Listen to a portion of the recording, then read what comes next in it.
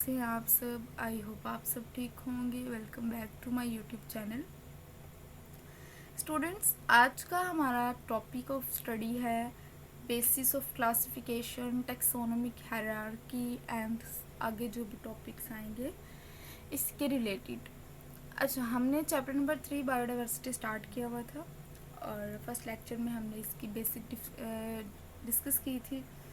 तो आज का टॉपिक स्टार्ट करने से पहले अगर आप मेरे चैनल पर नए हैं तो चैनल को सब्सक्राइब करें, वीडियो को लाइक करें और आगे फ्रेंड्स के साथ शेयर करें। तो चलिए स्टार्ट करते हैं। तो क्लासिफिकेशन की बेस क्या थी, हमें क्लासिफिकेशन क्यों करनी पड़ी? एक्चुअली में हम क्लासिफिकेशन एक्चुअल में जितने भी ऑर्गेनिज्म थे ना, उनके दरमियान जो रिलेशनशिप था और जो भी उनके दरमियान सिमिलैरिटीज़ थी उनकी वजह से इनको क्लासिफाई किया गया। क्योंकि अगर तो सिमिलैरिटीज़ ना होती या फिर इनके दरमियान रिलेशनशिप ना होता तो वाजिया हमें पता होना चाहिए था कि ये चीज़ें हम स्टडी कर पा रहे थे। लेकिन क्योंकि हर एक का आपस में एक रिलेशन था, हर एक क्लोजली एक दूसरे के साथ रिलेट कर पा रहे थे, हर एक जो है वो अपने सिमिलर करैक्टरिस्टिक रख रहे थे, कुछ रिलेशनशिप रख रहे थे, तो उनकी वजह से हमें इनको डिस्टिंग्विश करना मुश्किल होता जा रहा था, जिसकी वजह से हमने इनको क्लासिफाई किया। अब वो कह रहे हैं कि these similarities suggest that all organisms are related to one another at some point in evolutionary history पर में कुछ ऐसे पॉइंट्स हैं जहाँ पर जो भी ऑर्गेनिजम्स हैं वो आपस में सिमिलैरिटीज़ रखते हैं। ठीक है, अब वो कह रहे हैं however some organism are more closely related than other, के कुछ तो बहुत ज़्यादा एक दूसरे के साथ रिलेट करते हैं। फॉर एग्जाम्पल कह रहे हैं कि sparrow are more closely related to pigeons than to insect के। अब अगर स्पैरो इन पिजन का ले लें, ये दोनों ज़्यादा क्लोजली रिलेट करते हैं आपस में, लेकिन पिजन जो है वो और स्पैरो जो है इंसेक्ट के साथ इतना रिलेट नहीं कर पाती। ठीक है, then it mean that the former two have common evolutionary histories, के इन दोनों की एवोल्यूशनरी हिस्ट्री सेम हो सकती है। When biologists classify organisms into groups and subgroups, the similarities are seen in external and internal structure and stages of development. अब वो कह रहे हैं कि जब साइंटिस्ट ने ये ग्रुप्स और सब ग्रुप्स बनाए थे ऑर्गेनिजम्स को क्लासीफाई करने के लिए, तो उनकी सिमिलैरिटीज़ इंटरनल और एक्सटर्नल स्ट्रक्चर्स की देखी थी। किस चीज़ पर देखी थी? स्टेजेस ऑफ डेवलपमेंट के स्टेजेस पर देखी थी। ठीक है, तो वो जब डेवलपमेंट हो रही होती है उनमें तो क्या हो रहा है, तब कौन कौन से इंटरनल या एक्सटर्नल स्ट्रक्चर्स होते हैं इसमें आते हैं। ठीक है, फिर इसके बाद है अब वो कह रहे हैं कि अब ये सिमिलैरिटीज़ और डिफरेंस उनके डीएनए में of two studies organism can be used to getting. अब हमने ऊपर भी पढ़ा था कि जब डेवलपमेंट की स्टेजेस आती हैं तब उनके इंटरनल और एक्सटर्नल स्ट्रक्चर्स को देखा जाता है, उनकी सिमिलैरिटीज़ को देखा जाता है। तो अब वही कह रहे हैं कि इन्हीं की सिमिलैरिटीज़ और डिफरेंस किस में आता है? फिर इनके डीएनए में आता है और वो स्टडी किया जाता है। ठीक है, ताकि हमें इनकी सिमिलैरिटीज़ और डिफरेंट इनके स्ट्रक्चर में और इनके फंक्शन में पता लग सके।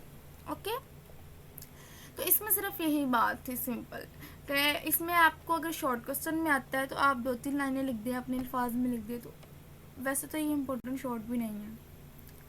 फिर इसके बाद है जी टेक्सोनोमिक हायरार्की। टेक्सोनोमिक हायरार्की को पढ़ने से पहले हमें ये पता होना चाहिए व्हाट इज़ टेक्सोनोमी।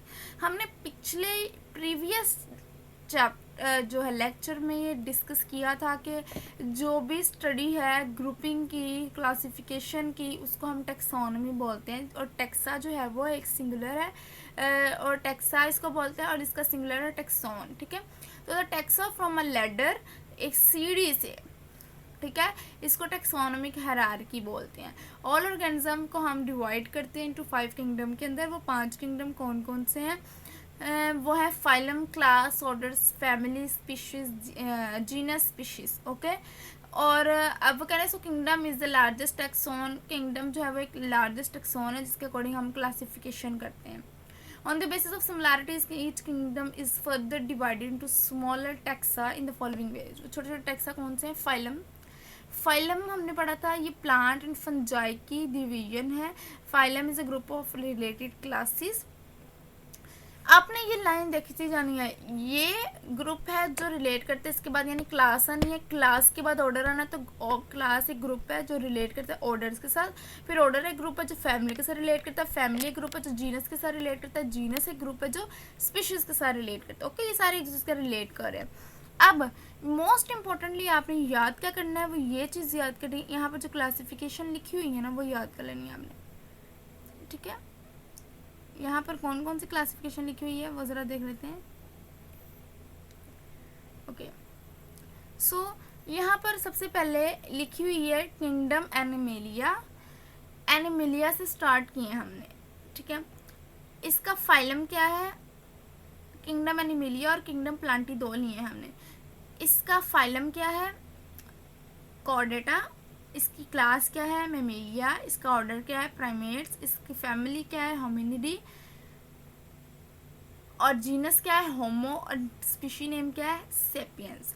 ओके, आपने ये बहुत अच्छे से याद करना है, बहुत अच्छे से। Most of the time short question में ये क्वेश्चन लाजमी होता है कि क्लासिफिकेशन लिखे ह्यूमंस की एंड पी की। ओके, तो ये बहुत अच्छे से याद करें। ह्यूमंस के लिए मैं आपको ट्रिक बता देती हूँ और प्लांट्स के लिए भी एक ट्रिक बता देती हूँ कि ये कैसे याद रखें, फर्स्ट वर्ड याद रखने की ट्रिक।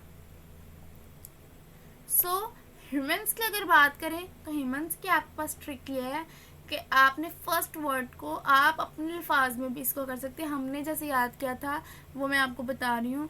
मैंने इस तरह याद किया था कि animalia, Chordata, Mammalia, primates, Hominidae and homo sapiens को इस तरह रिमेंबर किया था कि अम्मा, चाची, मम्मी, पुप्पो है होमो सेपियंस। इससे मुझे ये भी पता लग गया था कि ये ह्यूमंस के लिए स्पेसिफिकली ह्यूमंस के लिए है। दूसरा मुझे ये पता लग गया था कि होमो सेपियंस लास्ट पे आता है, इसका मतलब जीनस और स्पीशीज जो है वो लास्ट पे है। इसका मतलब ये किंगडम से स्टार्ट हो रहा है, किंगडम एनिमेलिया। लाजमी याद रखें, दोबारा रिपीट कर रही हूँ, अम्मा, चाची, मामी, पुप्पो है होमो सेपियंस। और प्लांट्स के लिए है, सो प्लांट के लिए कुछ इस तरह है कि प्लेन में मैंने फ्लावर फेंके मतलब एफ से, पाइसम सेटिवम। ठीक है, कैसे याद रखना है, प्लेन में मैं फ्लावर फेंके, पाइसम सेटिवम। बहुत ईजी, आप इसको बार बार अपने माइंड में रिपीट करें, आपको नेम एज इट इज़ याद रह जाएंगे। तो प्लांट का मैंने आपको पढ़ाया नहीं है भैया। प्लांटी मैग्नोलियोफाइटा। ठीक है, और इसके बाद है मैग्नोलियस स्पाइडर, फेबेल्स, फेबेशी, पाइसम सेटिवा। ओके, फिर species the basic unit of classification. अब स्पीशीज क्या होती हैं, स्पीशीज एक ग्रुप ऑफ ऑर्गेनिज्म होते हैं जो कि इंटरब्रीड कर सकते हैं आपस में और अपनी तरह के ऑफस्प्रिंग भी प्रोड्यूस कर सकते हैं। ठीक है, but are reproductively isolated from all other such groups in nature. Each species possess its own distinct structural, ecological and behavioral characteristics। Okay, फिर इसके बाद है यहाँ पर आपको क्लास बताई गई है, बस वही कि क्लासिफिकेशन कैसे हुई है।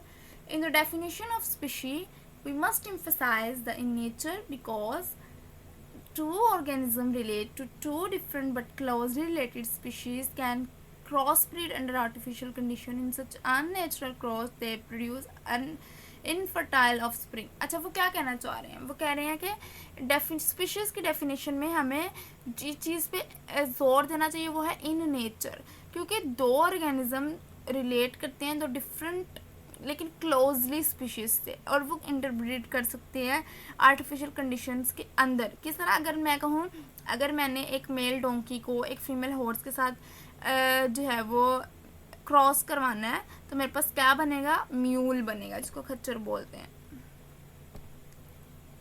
ठीक है, सो इसकी पिक्चर भी आपको नीचे मिल जाएगी। इस तरह का होता है ये खच्चर, इनफर्टाइल म्यूल बोला जाता है इसको।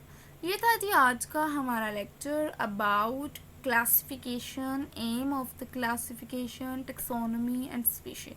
आई होप आपको आज के लेक्चर की अच्छे से समझ आ गई होगी। मज़ीद वीडियोस के लिए हमारा चैनल सब्सक्राइब करें, वीडियो को लाइक करें और फ्रेंड्स के साथ शेयर करें। अगर आप इसको और भी ज़्यादा इम्प्रूव करवाना चाहते हैं तो कमेंट में ज़रूर बताया करें कि कौन सी चीज़ कैसे होनी चाहिए। एंड अगर आपको वीडियो अच्छी लगती है तो कमेंट में ज़रूर बताया करें, इससे हमारी हौसला अफजाई होती है। तो मज़ीद वीडियोस नेक्स्ट वीडियो तक के लिए अल्लाह हाफ़िज़।